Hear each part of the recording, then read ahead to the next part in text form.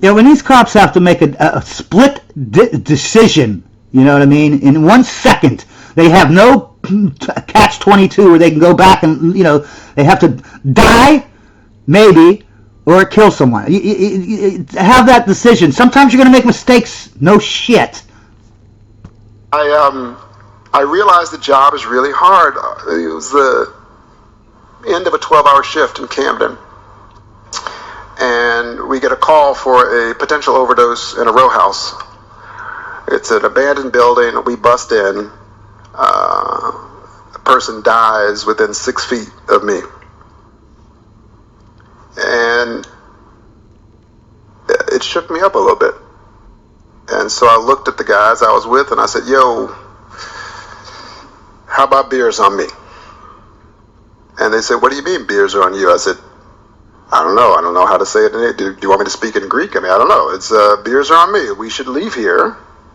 Let the paramedics take over. We should go. And they said, we got to go back to work. And I said, but we just saw somebody die. And the police chief overheard me, and he was incredulous. He says, Roland, if I gave everybody a break every time someone died, no one would cover the shifts. And I was like, wow, it is a hard job. And so through these experiences, long story short, I collected a lot. Keep in mind, it's only a hard job when you're in a bad city, okay? 99% of cops, it's the easiest job in the world. They do nothing, okay? They're in these middle-class neighborhoods. They refuse to do any work, to help fight crime. All they care about is drugs and, racism. That's all they care about. These cops are pieces of garbage. Before Biden, you know what I mean, and all this crap is going on, being a cop was the safest job in the world, okay? Gangs are literally forbidden to shoot or hurt cops, okay? At mafias, Italian mafia, all the cartels, if you're in a cartel and you shoot a cop, the cartel will kill you, okay? Because it's bad for business, okay? This idea that cops, the gangbangers are just going to shoot them all, and the cartels, and no. Bull. If you're a gangbanger and you shoot a cop, your gang will kill you, okay? That's a fact, all right? They have more protection than anyone on the planet, these cops. Not now, because now things are all crazy or whatever, you know what I mean? This hate movement against cops, obviously now they're actually in danger, finally. But before that, these cops, and even today, these cops they all act like they're good. I put my life on the line. Most cops don't even never pull their gun out and shoot it. Never. And that's most of them. A lot of data. And those experiences helped me understand what types of data to collect. We collected millions of observations on everyday use of force that wasn't lethal. We collected thousands of observations on lethal force. And the key question, I alluded to it earlier in a bit of a joke, but the key question is not just this arbitrary, silly snapshots that some journalists, not named Barry, do a lot, which is black people are 13% of the population and they are 50% of the police shootings. Yeah. Black people do like 80% of the freaking crimes that are violent. You know what I mean? 80% of the murders, 50% of the violent crimes. No shit, they're getting shot more often. I'm sorry about that, but I don't know what that has to do with the question.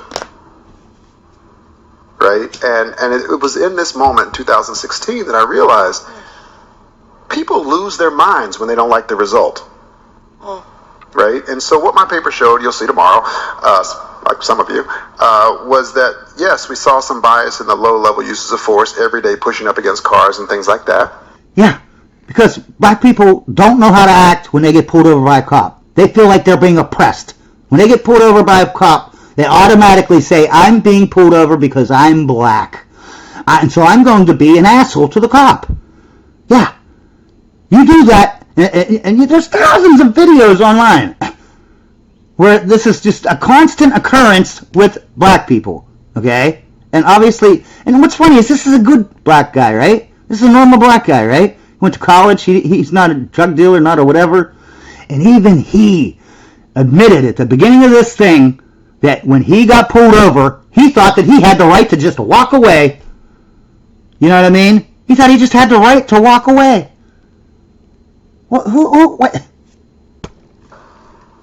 People seem to like that result, but we didn't find any racial bias in police shootings. Now, that was really surprising to me because I expected to see it.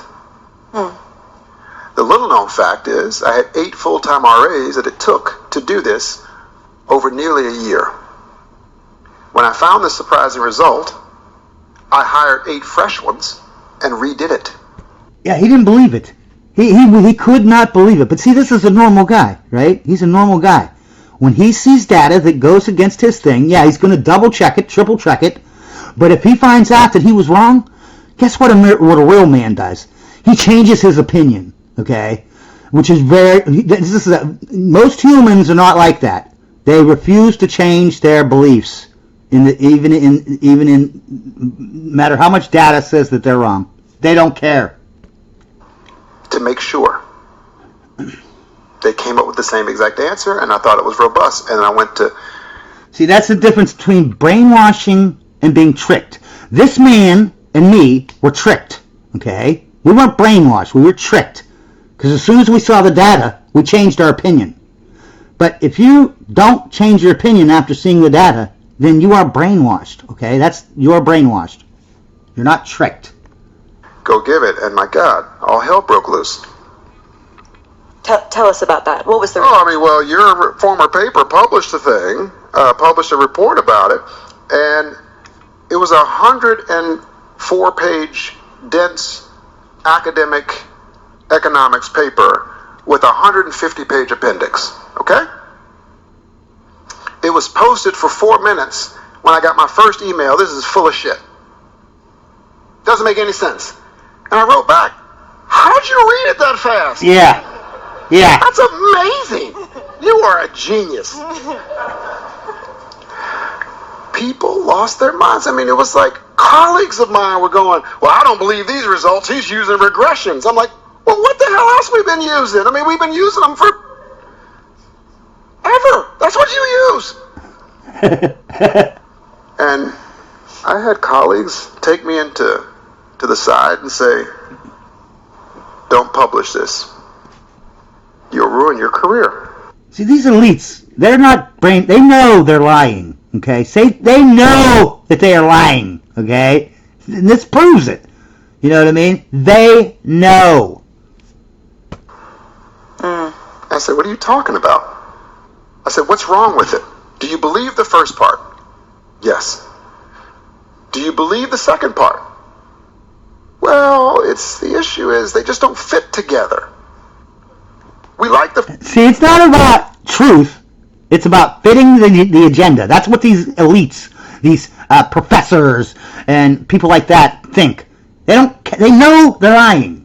First one, but you should publish the second one another time. I said, let me ask this. If the second part about the police shootings, this is a literal conversation. I said to them, if the second part showed bias, do you think I should publish it then? And they said, yeah, then it would make sense. And I said, I guarantee you I'll publish it. We'll see what happens.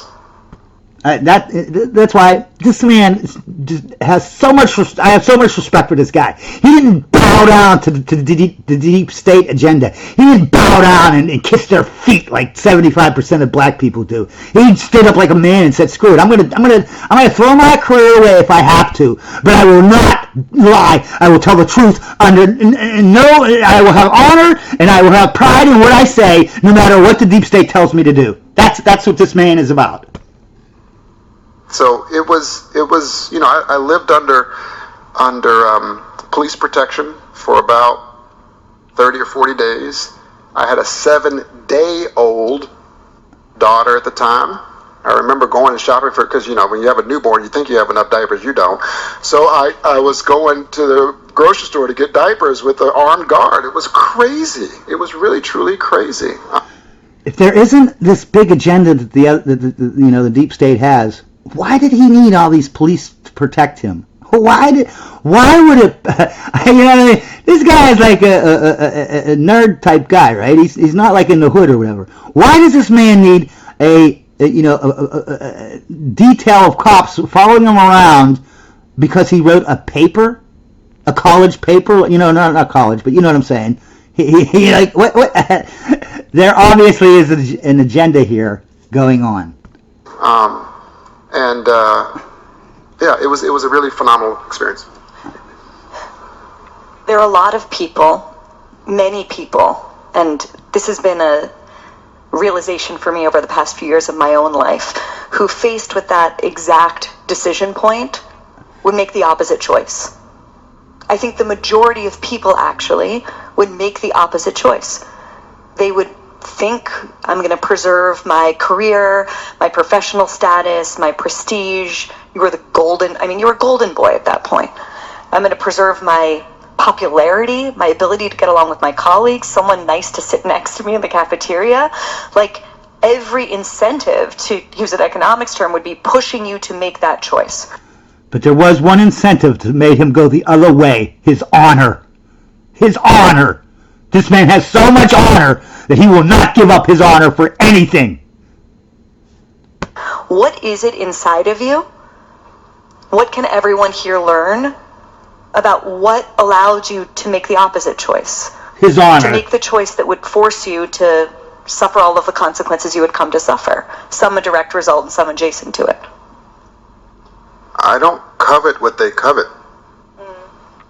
And I tell my undergraduates every year in the final lecture of my undergraduate classes, each one of them, the key to Harvard is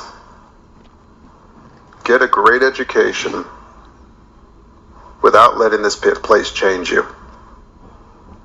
It's really important. It can be corrupting. So not every incentive was pushing in that direction, because every day I have to look myself in the mirror and say, what are you here for? What did you leave behind? I did not grow up wanting to go to Harvard. I didn't. I really didn't. I wanted to do something. And I, like many others in here, I want to acknowledge that, have suffered a lot of losses in my life. My grandmother's no longer here. My father is dead. I don't know where my mother is. They're all gone. Every single cousin is gone. My favorite cousin, the day he got released out of prison after 25 years, someone walked up behind him and shot him directly in the head. So I have to make this journey worth it. I am here because I want to solve problems. I am here because I have seen so much talent in these neighborhoods, and I know they know bullshit when they see it. So I'm not going to lie to them. I wouldn't be able to show my face in these places if I told lies to them, like, oh, I hid this result from you. The thing about it is, if you do a result, what has happened with the actual police departments is that because they actually believe the results and they're willing to reform on the lower level uses of force because someone told the truth about the others. And, it's